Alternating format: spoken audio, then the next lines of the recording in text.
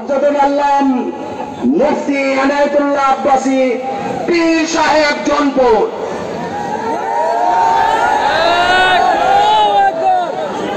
আলহামদুলিল্লাহি রাব্বিল আলামিন والصلاة والسلام على محمد صلى الله عليه وسلم نبي الأنبياء والمرسلين الذي أكمل الله به قصر النبوة أي ختم الله به النبوة وحكم لا نبي بعده وأعلن في القرآن بالبرهان أن محمدا صلى الله عليه وسلم خاتم النبيين والمرسلين قبل 1500 سنة أما بعد। সম্মানিত সভাপতি, ছাত্র জনতা, তৌহিদি জনতা, আপনাদের সকলকে ধন্যবাদ। সময় খুব সংকীর্ণ, কিছুক্ষণ পর মাগরিবের আজান হয়ে যাবে। নারায়ণগঞ্জে যে লোকটা বলতো খেলা হবে, যখন ডেট ফাইনাল হলো খেলোয়াড় পালায় গেল। আমি আরেকটি কথা বলবো, শুধুমাত্র ছাত্র জনতার আন্দোলনে এই অভ্যুত্থান হয় নাই। সুদীর্ঘ 15 বছর হেফাজতের নেতৃবৃন্দ কারাবরণ করেছে। শাপলা চত্বরে আমার দেশের কওমি মাদ্রাসার তরুণ সন্তানরা জীবন উৎসর্গ করেছে। ভারতীয় আধিপত্যবাদের বিরুদ্ধে, মোদী বিরোধী, ভাস্কর্য বিরোধী আন্দোলনে বাংলাদেশের ইমানদাররা, ইসলামপন্থীরা জীবন দিয়েছে। সেই ক্ষোভ বিস্ফোরণের আকারে বহিঃপ্রকাশ ঘটেছে ছাত্র আন্দোলনের মাধ্যমে। অতএব আমি হেফাজত নেতৃবৃন্দ সহ সারা দেশের আলেমদেরকে বলবো, ভারতীয় আধিপত্যবাদ থেকে বাংলাদেশ মুক্ত হয়েছে। হাসিনার বিদায়ের মাধ্যমে দেশ একটি আজাদ মুক্ত হয়েছে। মার্কিন আগ্রাসনের আজাদ যেন বাংলাদেশে না আসে। ইউনূস সাহেবকে বলে দিচ্ছি, আলেম ওলামা পীর মাশায়েখদের সিদ্ধান্তের বাইরে যুক্তরাষ্ট্রের কোন এজেন্ডা বাংলাদেশে বাস্তবায়ন করতে দেওয়া হবে না। প্রয়োজনে আরেকবার বাংলাদেশের মুসলমান রক্ত দিতে বাধ্য হবে। আলহামদুলিল্লাহি রাব্বিল আলামিন। ওয়াসসালামু আলাইকুম ওয়া রাহমাতুল্লাহ।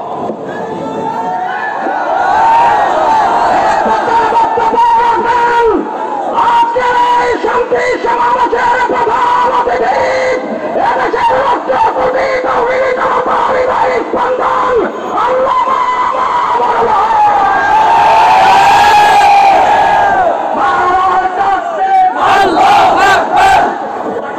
السلام عليكم ورحمة الله. الحمد لله رب العالمين والصلاة والسلام على سيد المرسلين أما بعد. সংগ্রামী তৌহিদি জনতা, নারায়ণগঞ্জের সংগ্রামী জনতা, আপনারা শান্তি সমাবেশ থেকে আমাদের স্পষ্ট পয়গাম, সংখ্যালঘুদের জানমাল, ইজ্জত, আবরু, তাদের ধর্মীয় উপাসনালয়গুলোর নিরাপত্তা হেফাজতে ইসলাম দায়িত্ব পালন করছে, অব্যাহতভাবে করে যাবে। আপনারা উলামায়ে কেরামকে, ইমাম সাহেবদেরকে এই ক্ষেত্রে সহযোগিতা করবেন। প্রত্যেকটি মার্কেটে, প্রতিটি ইন্ডাস্ট্রিয়াল এলাকায় নিরাপত্তা নিশ্চিত করবার জন্য যতক্ষণ পর্যন্ত আইন শৃঙ্খলা রক্ষাকারী বাহিনী স্বাভাবিকভাবে দায়িত্ব পালনে নিয়োজিত না হতে পারবে, দেশের ছাত্র সমাজ যেভাবে দায়িত্ব পালন করছে এভাবে দায়িত্ব পালন করে যাবে।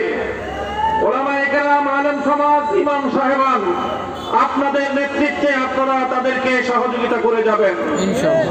আরেকটি পয়গাম আমি দিতে চাই, এই আগস্ট বিপ্লব, 5ই আগস্টের এই গণ অভ্যুত্থান, এটি রচিত হয়েছে এদেশের সর্বশ্রেণীর ছাত্র জনতার ঐক্যবদ্ধ এক মজবুত দৃঢ় ঐক্যের মাধ্যমে। এই ঐক্যে যেভাবে আমার স্কুলের ছাত্র ছাত্রীরা ছিল, এই ঐক্যে যেভাবে কলেজের ছাত্র ছাত্রীরা ছিল, ইউনিভার্সিটির ছাত্র ছাত্রীরা ছিল, একইভাবে টেকনাফ থেকে তেতুলিয়ায়, হাটহাজারী থেকে রহমানিয়ায়, প্রতিটি স্তরে আমার মাদ্রাসার ছাত্ররা হাতে হাত রেখে রাজপথে আন্দোলনের এক অটুট বন্ধন তৈরি করেছিল। আজ তাই পরাজিত শক্তি চায় আবার আমাদের মধ্যে বিভেদের দেয়াল তৈরি করতে। বিগত পতিত স্বৈরশাহী আওয়ামী সরকার তারা 16 বছরের চেষ্টার মধ্য দিয়ে চেয়েছিল জাতির মধ্যে বিভেদ তৈরি করতে। স্বাধীনতার 50 বছর পরে এসেও তারা রাজাকার নাম দিয়ে এদেশের ধর্মপ্রাণ জনগোষ্ঠীকে তারা দাবায় একবার ষড়যন্ত্র করেছিল। যখন গোটা দেশের সমস্ত মেধাবী ছাত্র জনতাকে রাজাকার বলে গালি দিয়েছিল, তখনই আন্দোলন বালুদের মতো জেনে উঠেছে। দেশে স্লোগান উঠেছিল, আমি কে তুমি কে। কে বলেছে? আমি বলতে চাই, মনে রাখতে হবে ঐক্য এই আন্দোলনের মজবুত ভিত। আগামী দিনে ঐক্যকে ফাটল ধরাবার জন্য পরাজিত শক্তি আবার চেষ্টা করছে। স্কুল কলেজ ভার্সিটির ছাত্ররা, তোমাদেরকে আমাদের মাদ্রাসার অঙ্গনে আমি স্বাগত জানাই। তোমরা মসজিদে আসবে, মাদ্রাসায় আসবে, হাটহাজারীতে আসবে, নারায়ণগঞ্জের মাদ্রাসাগুলোতে, ঢাকার শহরের মাদ্রাসাগুলোতে তোমরা আসবে। আমার মাদ্রাসার সন্তানরা পিএসসি চত্বরে যাবে, তোমরা শহীদ মিনারের সামনে গিয়ে ইসলামী ক্যালিগ্রাফি আঁকবে।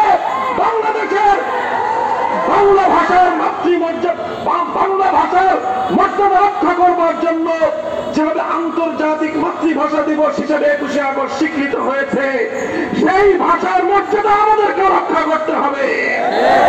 এমনি ভাবে যে কোনো মূল্যে ঐক্যকে অটুট এবং মজবুত রাখতে হবে।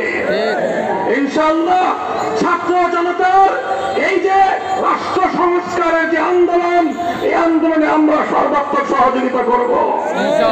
সকল আত্মত্যাগ, সকল শহীদের রক্তের সঙ্গে আমাদেরকে ইমানদারি রক্ষা করতে হবে, শহীদদের মর্যাদা রক্ষা করতে হবে, সকল হত্যাকাণ্ডের বিচার করতে হবে। 2024-এর কোটা সংস্কার আন্দোলনের 5 শতাধিক শহীদের হত্যাকাণ্ডের বিচার করতে হবে। 2021 সালের মোদী বিরোধী আন্দোলনের হত্যাকাণ্ডের বিচার করতে হবে।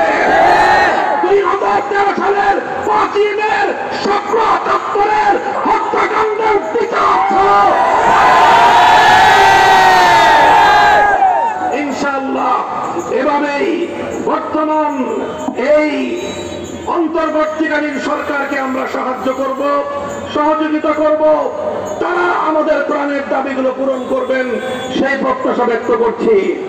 আগামীকাল ঢাকায় বাইতুল মুকাররমের উত্তর গেটে হেফাজতে ইসলামের মহাসমাবেশে যোগদান করার আহ্বান জানাচ্ছি। যাবেন তো ইনশাআল্লাহ? আলহামদুলিল্লাহ রাব্বিল আলামিন।